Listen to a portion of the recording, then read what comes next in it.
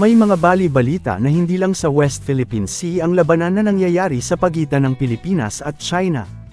May mga balita na di umano, gumagalaw din ang China sa pamamagitan ng malakihang hakang na pwedeng maapektuhan ang Pilipinas. Ang hakang ay ang klase ng masamang gawain kung saan pwede nilang mapasok ang database ng iba't ibang ahensya ng gobyerno kung kaya't isa itong nakakabahalang mangyari lalo na sa seguridad ng ating bansang Pilipinas. May sinasabi na yung Chinese hackers launched malware attacks on critical infrastructure bases in Guam. Is there any possibility or suspicion of that happening in the Philippines, given the rising tensions in the West Philippine Sea? But I think what happened was during the ban on gambling in China, they transferred operations There's here. There's always been a ban in China. Right. And when Macau was closed,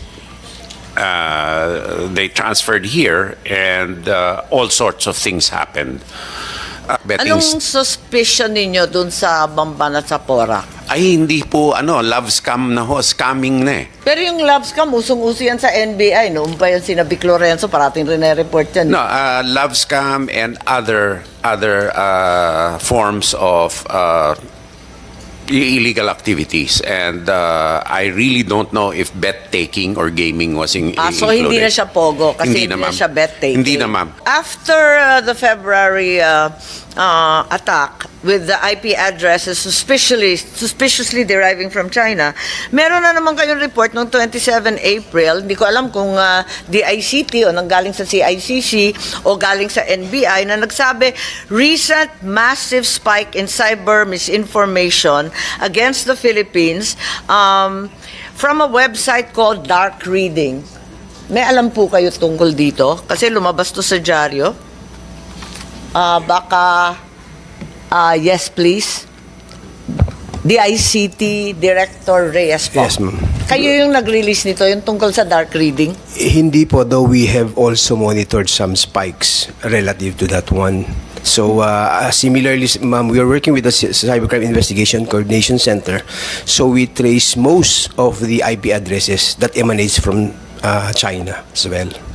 Okay, is it true that cyber espionage activities in the Philippines have increased fourfold in the first quarter of 2024? Actually, ma'am, we could not classify it if it's espionage. We are trying to look into breaches and incidents. And yes, we have but been at least in terms of the hacking, in terms of the attacks on government sites. Yes, ma'am. We have Is been. it true that there's been a fourfold increase in said activity, in many cases using IP address that come from China or having other proof that they derive from that country? Yes, ma'am. For having it classified with as espionage, we have been reporting the incidents on a monthly basis through the National Cyber pero Interagency tama na Committee. talagang times 4 na yung dagdag? Ganun ba kadami? Yes, ma'am. Meron pong ganung spikes Ganun po. talaga kadami? Yes, ma'am. Pero ang sinasabi niyong spike, ibig sabihin, babagsak ulit, tapos tataas ulit? Yes, Ganun ba ma'am. yun? There were instances, ma'am, when we have some incidents within the West Philippine Sea, medyo may spikes. After that one, At tuwing may insidente sa West Philippine Sea, ganun? meron pong ganung trend, ma'am. Yes, ang sabi, last year, this is going back a little bit, even if it's not cyber espionage, may sinasabi na yung Chinese hackers launched malware attacks on critical infrastructure bases in Guam. Is there any possibility or suspicion of that happening in the Philippines, given the rising tensions in the West Philippine Sea? This is an attack on the infrastructure bases in Guam. Yung malware na narinig natin?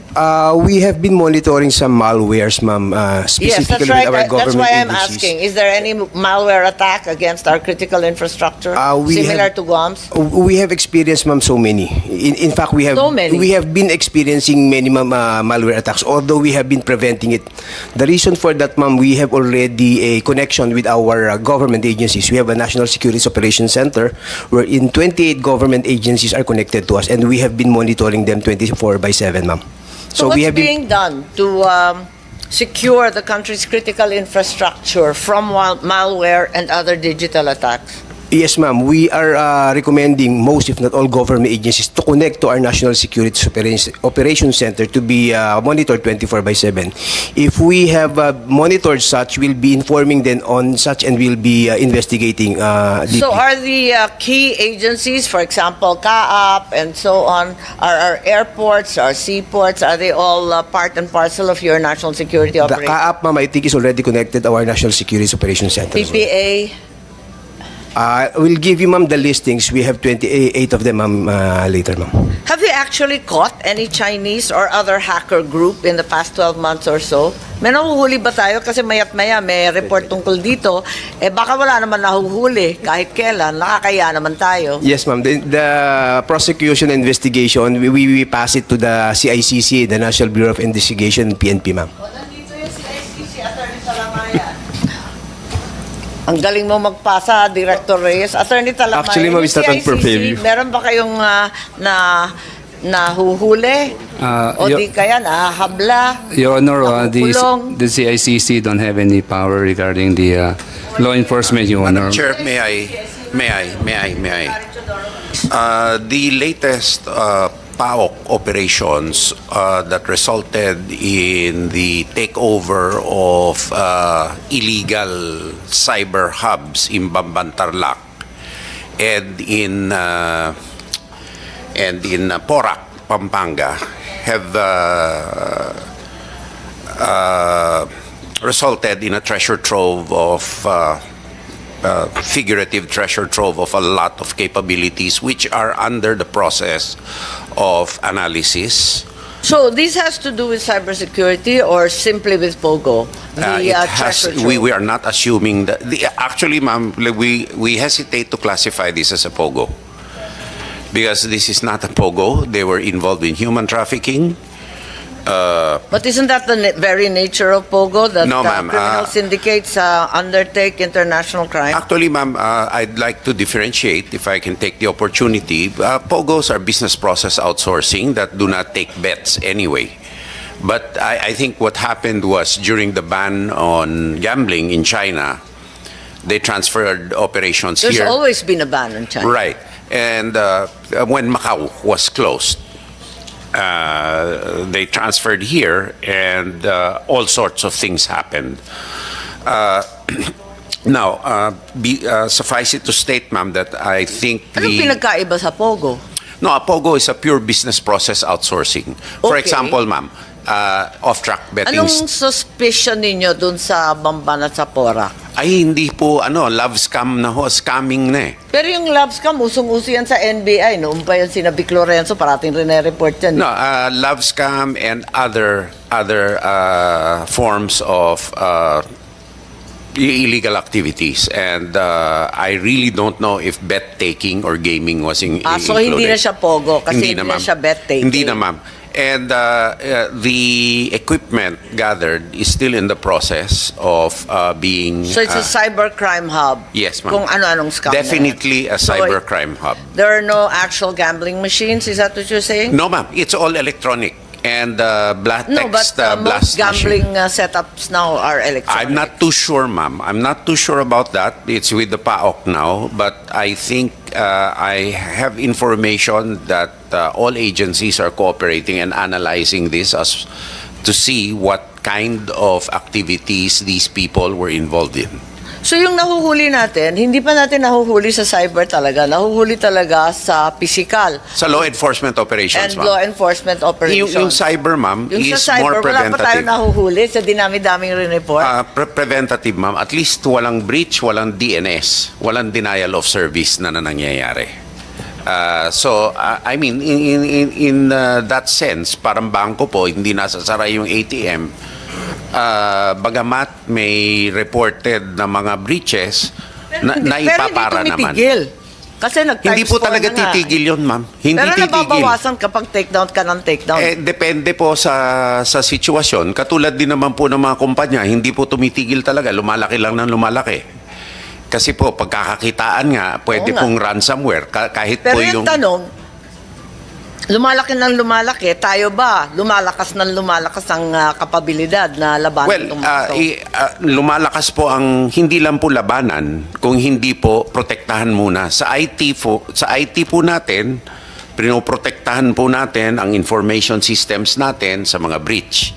Doon naman po sa remediation sa cyber, iba naman po sa DND, ibang usapan po 'yon, ay iba naman po ang role, no.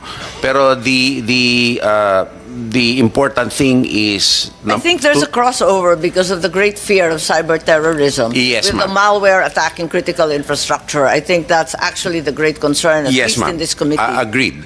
So ma'am, there are two approaches here. I think that the ICT will agree. Number one is there's a great campaign to improve our cyber hygiene, which is the weakest link of any any information technology system. For example, like a credit card scam. If you answer a phishing email, you're done for, no matter how robust your infrastructure is. Pasok na. The weakest link is the user. Of course. So, cyber hygiene, and secondly, is the resilience and redundancy of the systems.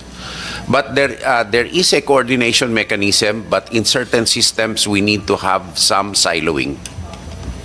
So, ang totoo, we have a long way to go. Because it costs a lot of money, actually. That's correct. It's all engineering. Yes, ma'am. And you. cash. Thank you. I think we've now completed the hearing, at least for this disinformation of the Pentagon. I will call for a 5-minute suspension.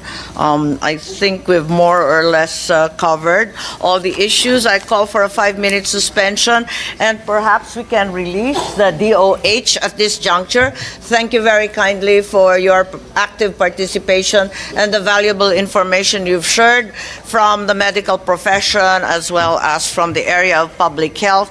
I will call for a 5-minute suspension, therefore, but the rest